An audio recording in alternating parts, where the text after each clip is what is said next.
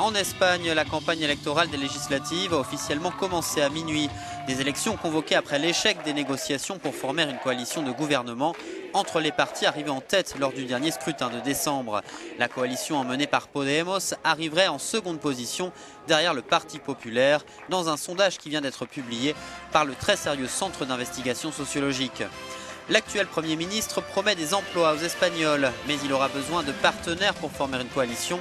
Problème, ils ont déjà fait savoir qu'ils excluaient toute alliance avec le PP si Mariano Rajoy reste à sa tête.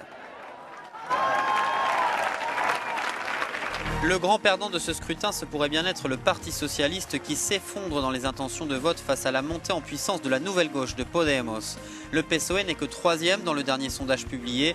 Il paye cher son virage à droite pendant la crise et ses divisions internes.